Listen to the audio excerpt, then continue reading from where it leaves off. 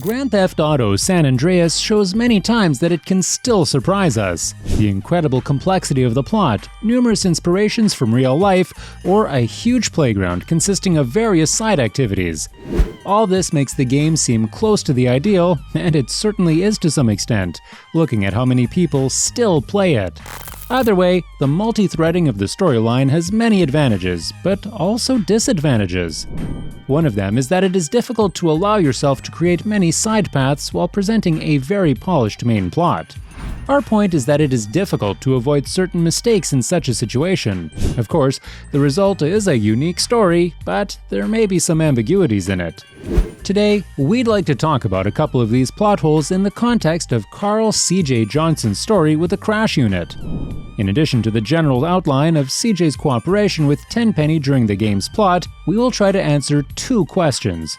First, how did CJ's relationship with Frank Tenpenny start? And secondly, why did Tenpenny eventually decide to get rid of CJ? Welcome to the next episode on the Gaming Investigators channel, and we wish you a great time. We think it's worth starting our thoughts by finding the answer to the first question of the episode, which is how CJ met Frank Tenpenny. Unfortunately, we did not find any clues in the plot of the game. It looks a bit as if it was not worth mentioning for the developers, and in our opinion, it is a big mistake. After all, the story of Crash and the genesis of Tenpenny's acquaintance with CJ seem to be extremely important, especially because quite a large part of the storyline is devoted to performing tasks for a corrupt cop. After all, there are a lot of events behind it. The betrayal of Big Smoke, the problems of the Grove Street families, or the corruption of the police and the consequences that follow. Anyway, in connection with learning the outline of CJ and Tenpenny's acquaintance, the internet comes to our aid. Specifically, the articles on news websites about video games such as IGN. Imagine that we have the beginning of July 2004, which is approximately 4 months before the official release of GTA San Andreas. As a result, many websites have various articles with interesting content. One of them is an IGN article titled Grand Theft Auto San Andreas Overload. In a nutshell, the authors decided to put together all the information that has so far been gathered regarding GTA San Andreas. There is the mentioned initial plot of the game, a bit about characters, weapons, vehicles, or the general possibilities that the installment will offer us. Aside from a few unusual things, like the Orange Grove families and the Flats gangs that we've discussed recently, it's also worth paying attention to the short description about Frank Tenpenny and Eddie Pulaski, which reads as follows. A pair of corrupt cops who have known CJ since he was in juvenile hall, these two will start causing problems for CJ as soon as he returns to Los Santos. Why do we think this information is plausible, and why do we believe CJ was in a juvenile hall despite the lack of an official announcement on this matter from Rockstar themselves? Well, among other things, we have repeatedly witnessed a situation where IGN articles mentioned things that were later verified by us and the fans of the game in general. Such examples include the description of characters in GTA 3, which is identical to the one presented in the design document of this game. It would not be a coincidence that the thick paragraph of text in the article fully coincided with what the creators came up with 10 months before the release of GTA 3. So, you can guess that the websites had the opportunity to view such documents, which allowed them to later create this type of publication, gradually turning on fans of the series.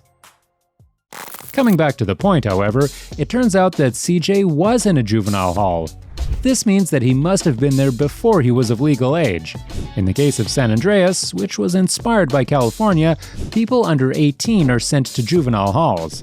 Depending on the age of a given person, the court sentences them to more or fewer years in such. Interestingly, according to some sources, there are currently nearly 60,000 children in juvenile halls in the US. Unfortunately, we are unable to determine at what age Carl Johnson ended up there. This is not only problematic because there is no information about it, but also because, in the United States, for the most part, there is no such thing as a minimum age for a minor who will be transferred to a juvenile hall. An article sheds some light on the matter. We will now read the passage that interests us. Unlike any other highly developed country, the United States does not set a minimum age for juvenile court jurisdiction below which they cannot be arrested or brought to trial, and most states also do not set a minimum age. So far, no state has a minimum age above age 12, and only 4 have a minimum age of over 10.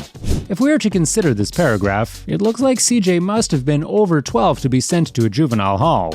Anyway, another mystery is how CJ got to know Tenpenny and Pulaski. Had they caught young Carl and handed him over to the juvenile court? That probably makes the most sense, because we can't imagine these two men working in a juvenile hall by looking at their terrible personalities. In such institutions, rehabilitation is extremely important. At a young age, it can be much easier and more effective to carry out than in the case of a long-time elderly criminal.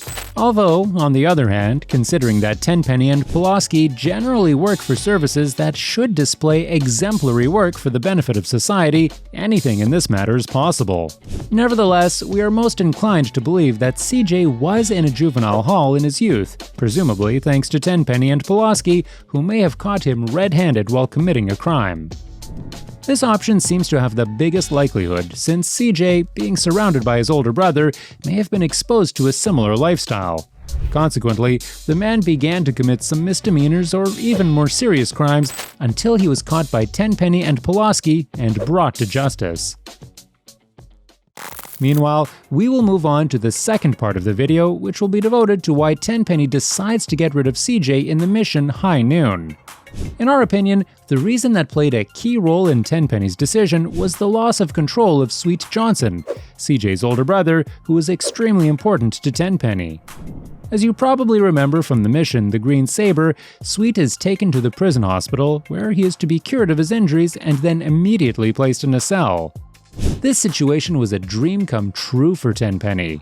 Grove Street Families was deprived of the gang boss so that the Tenpenny and Big Smoke deal could finally go into full swing. But what was the biggest advantage is another possibility that allows Tenpenny to use CJ to do some dirty work for him. Just for the record, Tenpenny was already using CJ in Los Santos because he was ready to inform the services that CJ allegedly murdered Ralph Pendlebury. Well, what do we got here?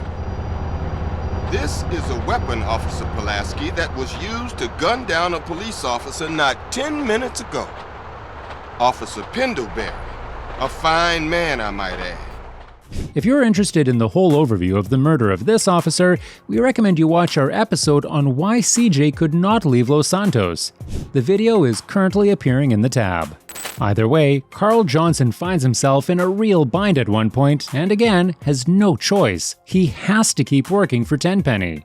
He can't argue because, after all, Tenpenny could order the officers to kill Sweet at any time.